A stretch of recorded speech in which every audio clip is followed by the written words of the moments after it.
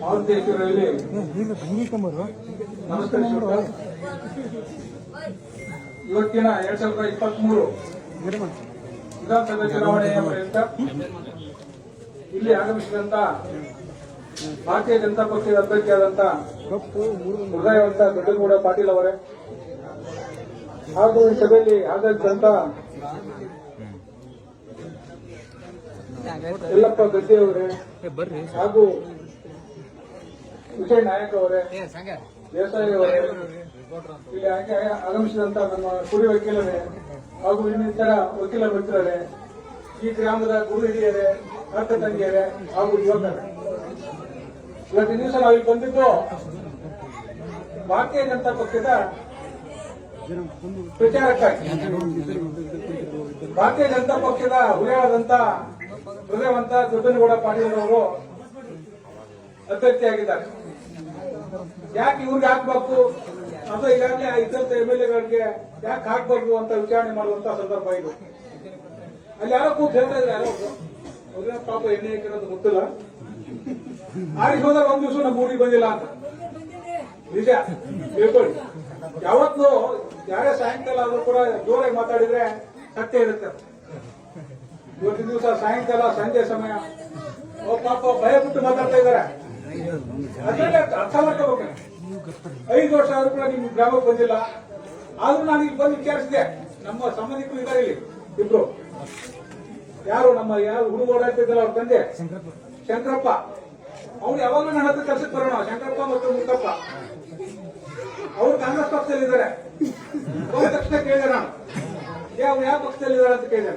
ಹಲವಾರು ಕೆಲಸ ಮಾಡ್ಕೊಟ್ಟಿದ್ದೇವ್ರಿ ನಾವು ಇಲ್ಲಿ ಆ ಗುಡಿ ಹಾಗೂ ದಾನಿನಲ್ಲಿ ಇಲ್ಲಿ ಕೆಲವೊಂದು ಹಾಸ್ಟೆಲ್ಗೆ ಸೇರಿಸುವಂತ ಮಕ್ಕಳ ಹಾಸ್ಟೆಲ್ ಸೇರಿಸುವಂತ ಅನುಸಾರಕ್ಕಾಗಲಿ ಕೃಷಿಗಾಗಲಿ ಎಲ್ಲ ಇಂಥವ್ರಿಗೆಲ್ಲ ಹೇಳ್ಬಿಟ್ಟು ಅವ್ರಿಗೆ ಹಾಸ್ಟೆಲ್ಗೆಲ್ಲ ಸೇರಿಸಿದ್ದೀನಿ. ಅವ್ರು ಇಬ್ರು ಕಾಣ್ತಾ ಇಲ್ಲ ನನಗೆ. ನಾ ಯುವಕರಲ್ಲಿ ಒಂದು ಕೇಳ್ಕೊತಾ ಇದ್ದೀನಿ. ಆ ಯುವಕ ಇಲ್ಲೇ ಇದ್ದಾನೆ. ಈಗ ಬಿಜೆಪಿ ಇದ್ದಾನ. ಯುವಕರು ಬಿಜೆಪಿ ಇದ್ದಾರೆ. ದೊಡ್ಡವರು ಕೆಲವು ಮಂದಿ ಕೆಲಸ ಮಾಡಿಕೊಡೋದಕ್ಕೆ ಅಥವಾ ಏನೋ ಒಂದು ನಾವು ಕಾಂಗ್ರೆಸ್ನವರು ಬದ್ದು ಅಂತ ಹೇಳ್ತಾರೆ. ಏನ್ ಕಾಂಗ್ರೆಸ್ ಬದ್ದು ಅಂದ್ರೆ ಏನ್ ಮಾಡಿದ್ದಾರೆ ಈ ವಿಚಾರ ಮಾಡಿ. ಅದಕ್ಕೆ ನಾ ಯುವಕರಲ್ಲಿ ಹೇಳ್ತಾ ಇದ್ದೀನಿ, ನಿಮ್ಮ ಮನೆಯಲ್ಲಿ ಇರ್ತಕ್ಕಂಥ ಎಲ್ಲ ಕಾಂಗ್ರೆಸ್ ಹಿರಿಯರನ್ನ ಮನವೊಲಿಸ್ಬೇಕು. ನೀವು ಯಾಕೆ ಮನವೊಲಿಸ್ಬೇಕಂದ್ರೆ ಮೋದಿ ಅವ್ರ ನೋಡಿ ಮನವೊಲಿಸ್ಬೇಕು. ಇವೆಲ್ಲ ಯುವಕರು ಮೋದಿ ಅವ್ರಿಗೆ ಯುವಕರ ಕಂಡ್ರೆ ತುಂಬಾ ಪ್ರೀತಿ, ಹುಡುಗರ ಕಂಡ್ರೆ. ಯಾಕಂದ್ರೆ ನಾಳೆ ದೇಶ ಸಿಗೋದು ನಿಮ್ ಕೈಯಲ್ಲಿ ಅಥವಾ ನಮ್ಮ ಶಂಕರಪ್ಪನ ಕೈಯಲ್ಲಿ ಅಲ್ಲದು. ಶಂಕರಪ್ಪನ ಕೈಯಲ್ಲಿ ಸಿಗಲ್ಲದು. ನಮ್ ದೇಶ, ನಮ್ಮ ಊರು, ನಮ್ಮ ಪಂಚಾಯತಿ ಸಿಗೋದು ಯಾರ ಕೈಯಲ್ಲಿ? ನಿಮ್ಮಂತವ್ರ ಕೈಯಲ್ಲಿ. ಅದಕ್ಕೆ ನೀವು ಯುವಕರು ಮನಸ್ಸು ಮಾಡಿರೋ ದಿವಸ ಏನ್ ಬೇಕಾದ್ರೂ ಬದಲಾವಣೆ ಮಾಡ್ಬೋದು. ನಿಮ್ ತಂದೆ ತಾಯಿನ ಬದಲಾವಣೆ ಮಾಡ್ಬೋದು ಅಥವಾ ನಿಮ್ಮ ಊರಲ್ಲಿ ಇರ್ತಕ್ಕಂಥ ಕಾಂಗ್ರೆಸ್ ಮತದಾರನ ಬದಲಾವಣೆ ಮಾಡ್ಬೋದು. ಆ ಶಕ್ತಿ ನಿಮ್ಮಲ್ಲಿದೆ. ಅದಕ್ಕೋಸ್ಕರ ಪ್ರಧಾನಮಂತ್ರಿ ಅವರ ಭಾಷಣ ಕೇಳಬೇಕು. ಹೇಳ್ತಾ ಇರ್ತಾರೆ ಅವರು. ಅವ್ರದ್ದೊಂದು 5 ನಿಮಿಷ ಯುವಕರ ಬಗ್ಗೆ ಇರುತ್ತೆ. ಇವತ್ತಿನ ದಿವಸ ಯುವ ಜನಾಂಗ ಬೆಳಿಬೇಕು, ನಮ್ಮ ದೇಶದ ಸುಖಾನಿ ಹಿಡಿಬೇಕು. ಅವ್ರ ಕೈಯಲ್ಲಿ ನಾವು ಯುವಕರನ್ನು ಬೆಳೆಸೋಣ, ನಾಯಕತ್ವ ಬೆಳೆಸೋಣ. ಅವ್ರ ಹೇಳ್ತಾ ಇರ್ತಾರೆ. ಅದಕ್ಕೋಸ್ಕರ ನಾವು ಹೇಳೋದು ಯುವಕರ ಪಾತ್ರ ಇಲ್ಲಿ ಭಾರಿ ಅತ್ಯಮೂಲ್ಯವಾದ ಪಾತ್ರ ಇದೆ ಇಲ್ಲಿ ಒಂದು ದಿವಸ. ಅದಕ್ಕೋಸ್ಕರ ನೀವು ಈ ಗ್ರಾಮದಲ್ಲಿ ಯಾವ ಜನಾಂಗ ಜಾಸ್ತಿ ಇದೆ ಅಂತ ನಿಮಗೆಲ್ಲ ಗೊತ್ತಿದೆ. ಉಪ್ಪಾರ ಜನಾಂಗ ಜಾಸ್ತಿ ಇದೆ. ನನಗೆಲ್ಲ ಹೇಳ್ತಾ ಇದ್ರು ನಮ್ಮ ಪಲ್ಲೆ ಮಲ್ಲನವರು, ನೀವು ಅಲ್ಲೇ ಮಾತಾಡ್ರಿ ನಿಮ್ ಜನ ಜಾಸ್ತಿ ಇಲ್ಲ ಅಂತ. ನಮ್ಮ ಮಾತು ಕೇಳ್ತೀರಾ? ಹಾ, ಮತ್ತೆಲ್ಲ ಕೇಳಿರ್ತಾನೆ ಹೇಳ್ತಾ ಇದ್ದೆ. ಸುಮ್ಮನೆ ಬರೋದು ಹೋಗೋದು ಮಾತಾಡಿ ಎದಕ್ಕಾಗ್ತೈತೆ? ಬಂದ್ರೆ ಹೋದ ಅಂತ ಹೇಳ್ತಾನೆ. ಅದೇ ಮುತ್ತಪ್ಪ ಬರ್ತಾನೆ ಹೋಗ್ತಾನೆ. ಆ ಮುತ್ತಪ್ಪ ಒಂಥರ ಉಪ್ಪಾರ ಕಾಣ್ತಾರ, ನಾವು ಶಟ್ರ ಅಂತ ಕಾಣ್ತಾ ಇದ್ದಾನೆ. ಯಾಕಡೆ ತಕ್ಕಡೆ ತಾನು ಹೋಗ್ತಾನ. ತಾನು ಎಲ್ಲಿ ಬೇಡಿ ಅಂತ ಹೇಳ್ಬಿಡ್ತಾನೆ ಮುತ್ತಪ್ಪ ಅವ್ರು. ನೀವು ವಿಚಾರ ಮಾಡಿ, ನಮ್ಗೆ ಯಾರು ಒಳ್ಳೆಯವರು ಯಾರು ಕೆಟ್ಟ ವಿಚಾರ ಮಾಡಿ. ಇವೆಲ್ಲ ನಮ್ಮ ಬಹಿರ್ತ ಸಮಾಜದವರು ದೊಡ್ಡರಿಗೆ ನೀವು ಮತ ಹಾಕಿದ್ರೆ ಅವ್ರ ಮುಂದೆ ನಮ್ಗೆ ಹೆಲ್ಪ್ ಮಾಡ್ತಾರೆ. ಯಾವ್ದಾದ್ರು ಹೆಲ್ಪ್ ಮಾಡಿ ದಿವಸ ಹೌದಪ್ಪ ನಾವು ಮತ ಹಾಕಿದ್ದಾರೆ, ಈ ಗ್ರಾಮದಲ್ಲಿ ನಮ್ಗೆ ಲೀಡ್ ಕೊಟ್ಟಿದ್ದಾರೆ. ಯಾವಾಗ ಮತ ಹಾಕಿದ್ದಾರೆ ಗೊತ್ತಾಗ್ತದೆ. ಎಣಿಕೆ ಮಾಡಿದಾಗ ಲೀಡ್ ಕೊಟ್ಟಿದ್ದಾರಪ್ಪ ಜುಂಜುಕೊಪ್ಪರು ಅಂತ ಗೊತ್ತಾಗ್ಬೇಕು ಅವ್ರಿಗೆ. ನೀವು ಮತ್ತೆ ನೀವು ಈಕ್ವಲ್ ಆಗಿ ಕೊಟ್ಟರೆ ಉಪಯೋಗ ಇಲ್ಲ ನಿಮ್ದು. ನಾವು ಒಂದಕ್ಕೂ ಸಾಧ್ಯ ಆಗ್ಬೇಕಲ್ಲ. ಇಲ್ಲಿ ನಾವು 2 ಗ್ರಾಮ ಇದ್ದದ್ದು, ಇದರಿಂದ ದೊಡ್ಡ ಗ್ರಾಮವು ಈ ಕಲಾಲ್ಕೊಂಡಿ ಮತ್ತು ಜೂಲ್ಕಟ್ಟಿ. ಅಲ್ಲಿ ಕೂಡ ನಮ್ಮ ಸ್ನೇಹಿತರಿದ್ರು. ಅಲ್ಲಿ ಹನುಮಗೌಡ ಪಾಟೀಲ್ ಅವರು ಅವ್ರ ಮಗಳ ಇವ್ರು ಕೊಟ್ಟಿದ್ರಲ್ಲ ಅವರೇನವ್ರಿಗೆ ನಾವು ದೋಸ್ತರು ಫ್ರೆಂಡ್ಸ್. ಉತ್ತಮ ಅವರು ಜೂಲ್ಕಟ್ಟಿಗೆ ಅವ್ರ ಬಂದು ಹೋಗಿದ್ವಿ ಹನುಮಗೌಡ ಇದ್ದಾಗ. ಹನುಮಗೌಡರು ನಮ್ಮ ಗಜ್ಜಿರಿ ತುಂಬಾ ಸ್ನೇಹಿತರು ಅವರು. ಆ ಟೈಮ್ನಲ್ಲಿ ನಮ್ಮ ಕೊಳಕೇರಿ ಹನುಮೂರು ಶಾಸಕರಿದ್ದಾಗ ಅವರೆಲ್ಲ ಒಟ್ಟಿಗೆ ಅವರೆಲ್ಲ ಅವ್ರು ಡಬ್ಬಿ ಹಾಕೊಂಡ್ ಬರ್ತಿದ್ರು ನಾನು ನೋಡಿದ್ದೀನಿ ಅವ್ರಿಗೆ.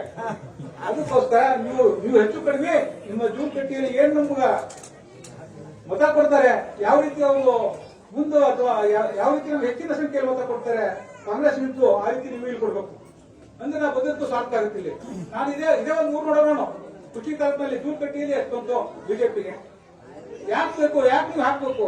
ನಾವು ನರೇಂದ್ರ ಮೋದಿ ಅವ್ರ ಮುಖ ನೋಡಿ ಹಾಕ್ಬೇಕು.